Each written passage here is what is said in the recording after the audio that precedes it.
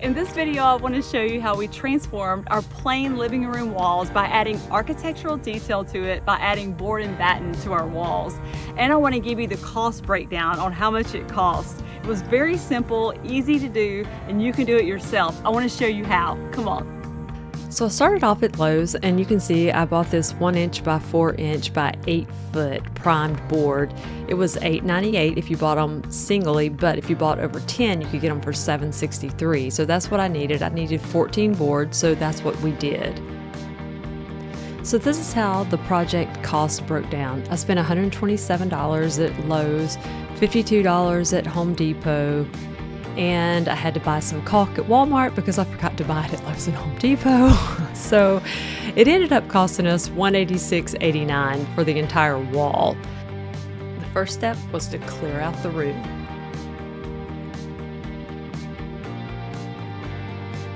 Next, I took a box cutter and went along the edge where the baseboard met the sheetrock, and I cut the caulk that was there. This is so that when we go to take the baseboard off, we will not peel the paper that's on the sheetrock away from the wall this way. This is much safer to do, and it won't mess your sheetrock up this way.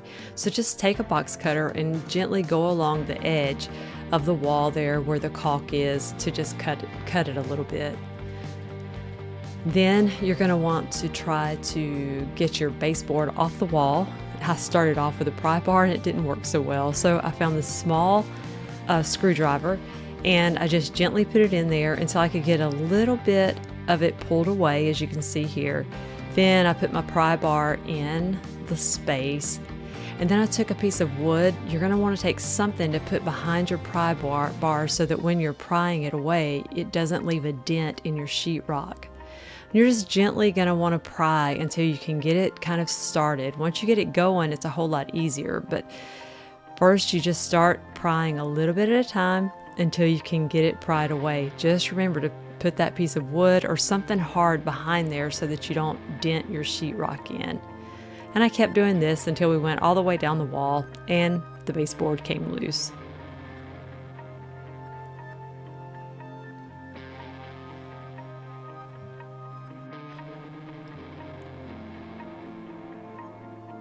After we got all the baseboards off, you can see there were some nails still sticking out. If you have nails out, you can just take the hammer and take them away. Just remember to use your piece of wood, or you can just hammer them right into the sheetrock.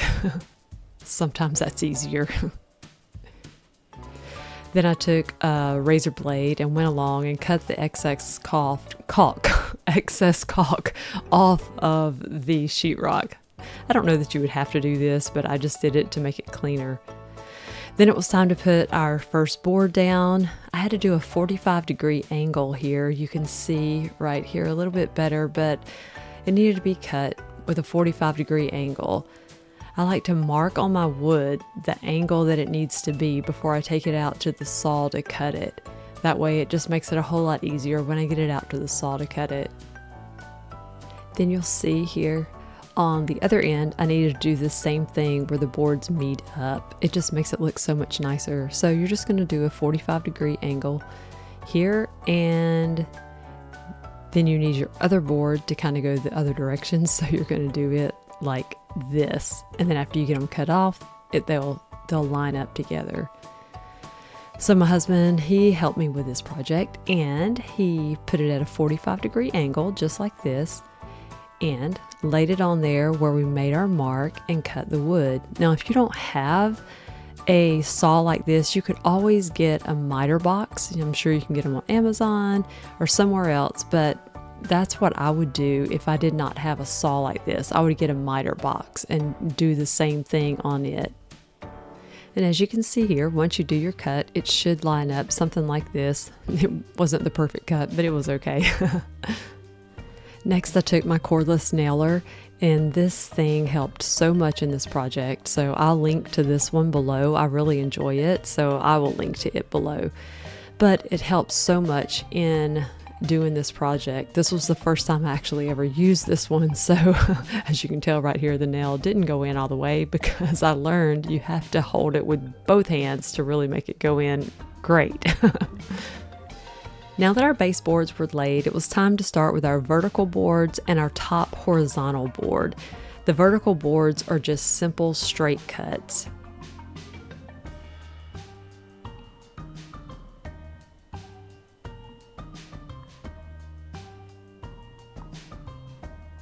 Another thing that came in very handy for this project was a laser level, and I'll leave a link to the one we use below. We really enjoy it. So as you can tell, we had our space kind of lined out how far we wanted it, and we just simply began by putting our bottom vertical board up so we knew how high that our top board was going to be. And then we just simply started going down, placing board after board after board. I'll show you a little bit later in the project. The way we got our space for this, I actually just cut a little piece of paper out right here. I'll show you. I cut a piece of paper out like this, and that gave us the space, so we ended up with the same space between each board.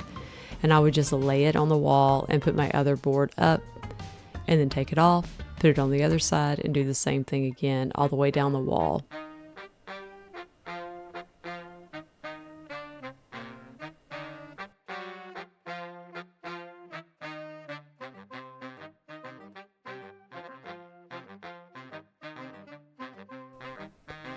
So after all our boards were up, it was time to caulk to fill in all the spaces. This is the caulk that we use. I just got it at Walmart.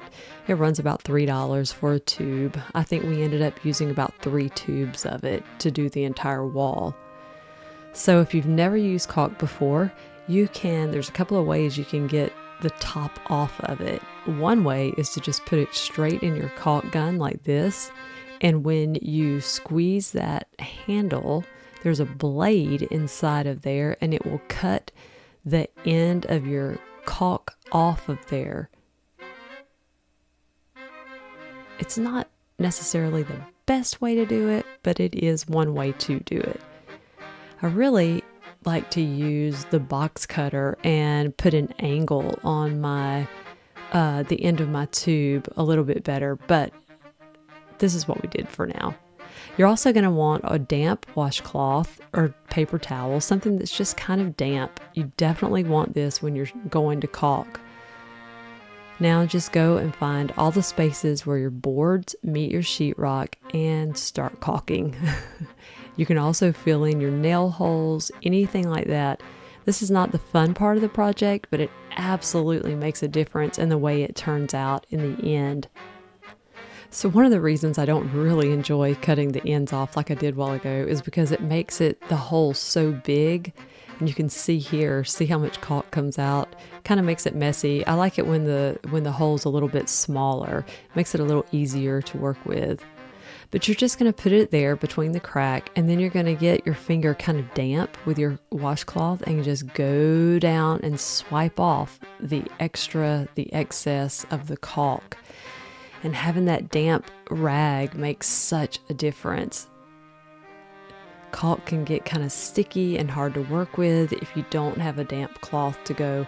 I even will take my cloth a lot of times and do just like this, run up and down the wall and just get it real smooth. It just smooths it out so much better than doing it just with a dry finger. So damp washcloth is definitely something you need for this project.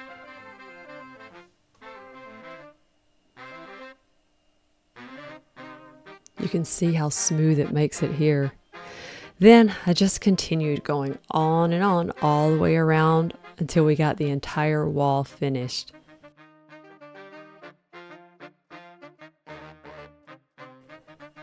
It is a little time consuming, but I promise in the end it makes the finished project look so much more elevated and so much nicer. At this point, you could leave it and just be done with your project, but we decided to put this little piece of wood on top of it to sort of cap it off. The top of our doorway has the same type of wood on top of it, so we thought that it would just tie in good. So we took some wood glue and glued it down to the upper piece. And then after we did that, we went back with the nail gun and we nailed it on too. So this is what it looked like at this point. Now it was time for the paint. I decided to paint the bottom of mine white. I thought I might leave the top of my wall the color that I already had it previously painted. I ended up changing my mind, and you'll see that in the end. But I will say that having a really good paintbrush matters. I think that I always use a Purdy. I'm not sponsored by them in any way at all, but I love their brushes. I'll leave a link to some below. But that definitely makes a difference in any project that you do, is a good paintbrush.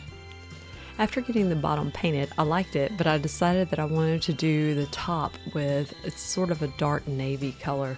I've got this color in other rooms in my house, so I wanted to tie it in a little bit more with the living room space.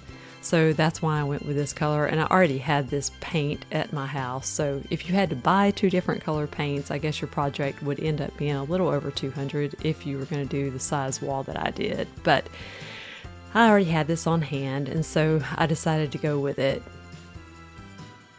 And if you haven't painted a lot, this is a definite tip for you. Always trim around your edges first and then come back with your roller. It will make it so much easier if you'll start with your trim work first and then roll after that. And this is what we ended up with. We really like it at our house. It changed our space drastically to us, and we've really enjoyed it. We think it added some oomph to the space that it just needed. So this was our before, and this is our after. And like I said, we don't have artwork on the wall yet or anything like that, but tune in because I do have an idea for a large piece of art to go on the wall, and I plan to do that in a next episode. So hit the subscribe button so you don't miss it. I hope you liked the video today. If you have any questions, leave me a comment below and I'll try to get back to you. And if you like content like this, would you consider subscribing? Have a great day.